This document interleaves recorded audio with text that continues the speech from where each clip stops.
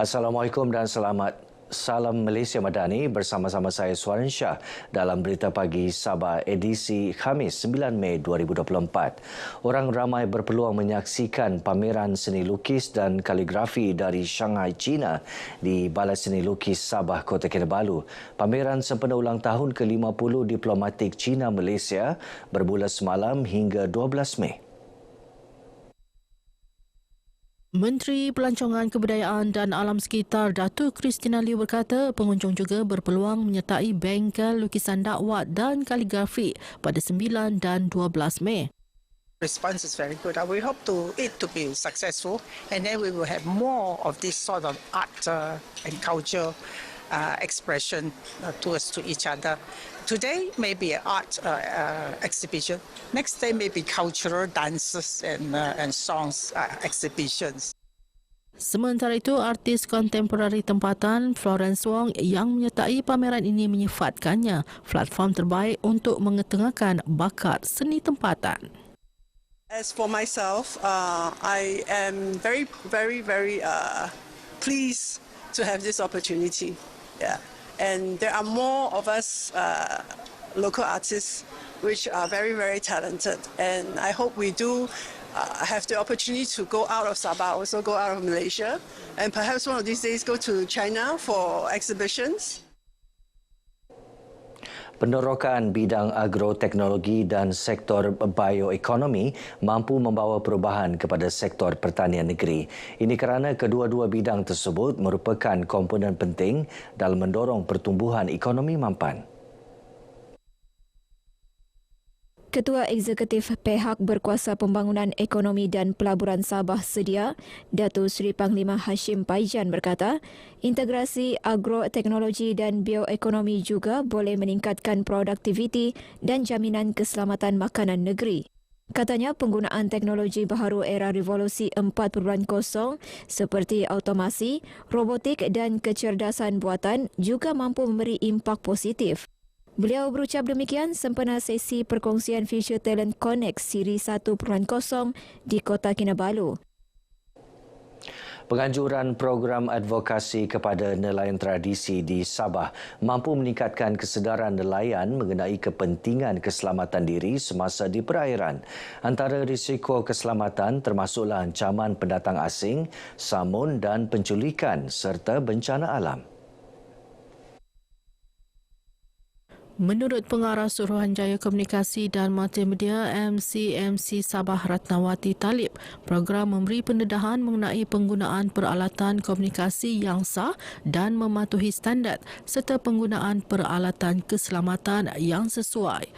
Beliau merasmikan program advokasi kepada nelayan tradisi Sabah di Tawau.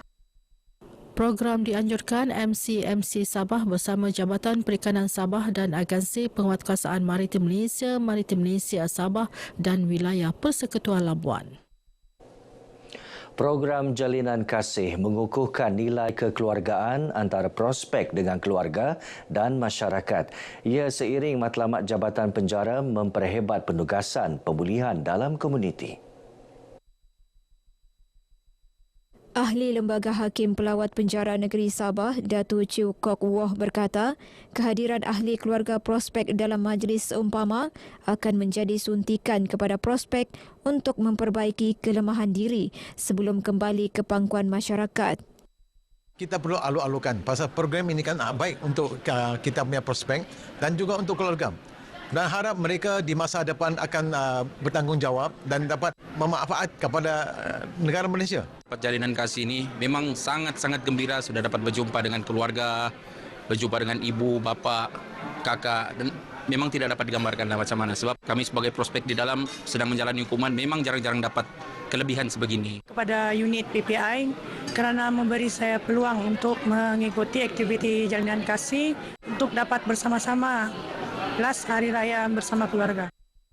Majlis Jalinan Kasih Aidilfitri dianjurkan Jabatan Penjara Sabah setiap tahun bagi memberi peluang kepada prospek untuk meraihkannya bersama keluarga. Jawatan Kuasa Kemajuan dan Keselamatan Kampung JKKK berperanan penting membantu kemajuan kampung masing-masing. Ini kerana mereka menjadi pengantara menyampaikan keperluan dan permasalahan penduduk kepada wakil rakyat untuk tindakan selanjutnya. Pembantu Menteri Pembangunan Luar Bandar Datuk Samad Jamri berharap kerjasama kepimpinan di peringkat akar umbi terus diperkasa agar dasar kerajaan sampai kepada rakyat. Jambatan ataupun lebih kepada peranan dan juga tanggungjawab mereka ini menjadi tulang belakang kerajaan untuk menyelaras program dan juga projek-projek kerajaan disampaikan kepada rakyat dan masyarakat di setiap kampung yang terpilih. Jadi saya harap dengan pelantikan ini semua mereka yang terpilih ini dapat melaksanakan peranan dan tanggungjawab. Datuk Samad yang juga Adun Labuk turut mengumumkan peruntukan RM5,000 kepada setiap JKKK untuk pelaksanaan aktiviti yang memberi manfaat kepada penduduk kampung. Sementara itu, Pegawai Daerah Beluran Roger Apolinus mengingatkan JKKK yang dilantik agar bekerjasama dengan pejabat daerah bukan sahaja dalam membangunkan daerah, malah turut menepis sebarang isu yang memperlekeh kerajaan. Beliau ditemui RTM dalam majlis penyampaian watika pelantikan kepada 36 pengerusi JKKK Dun Labuk di Beluran. Kami akan terus membuat kebajikan dan juga langkah-langkah untuk memajukan kampung yang dalam jagaan kami dan juga harap kerajaan memantau kami dan membantu segala komuniti di kampung kami tersebut.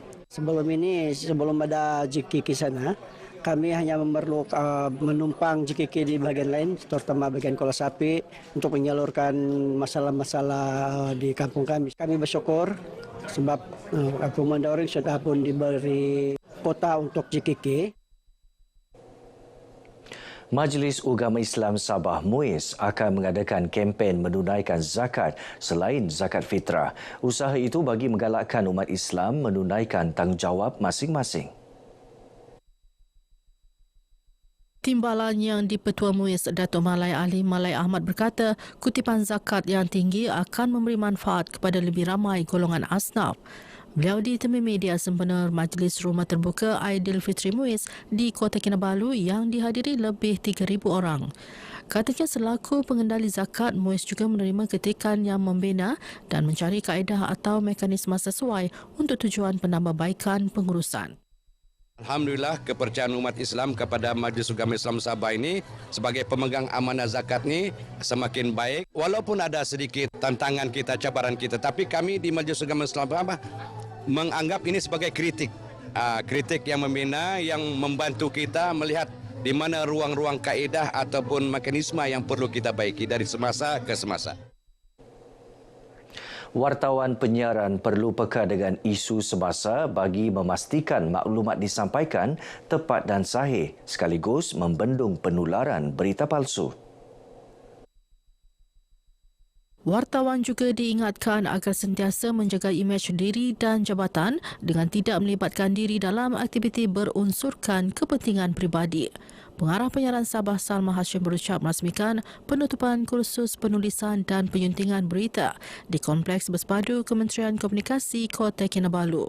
Kursus melibatkan 31 peserta ini dikendalikan Ketua Pemberita Regional Muhammad Fauzi Japar dan Penolong Pengarah Seksyen Berita Radio Mat Yunus Sabri yang juga Ketua Unit Portal Berita RTM.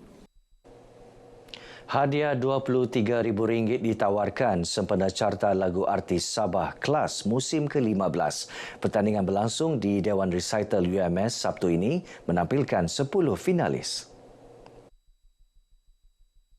Dalam sidang media di Kota Kinabalu, Timbalan Pengarah Penyiaran Sabah, Cyril Simon memberitahu pertandingan bertujuan menggalakkan penciptaan lagu dalam bahasa Melayu berkualiti seterusnya dapat menandingi lagu antarabangsa. Persembahan yang kita akan saksikan pada tahun ini akan menampakkan sedikit perbezaan berbanding dengan yang tahun lepas. Jadi diharaplah acara ataupun program ini dapat kita laksanakan dengan lancar. Kelas kali ini diiringi orkestra RTM dengan tema Majestic Batik.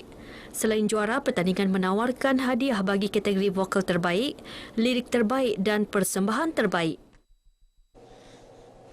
Baik, sekian paparan berita pagi Sabah kali ini. Menyusul selepas ini berita pagi Sarawak. Dari sungai hingga segara, Palestin pasti merdeka.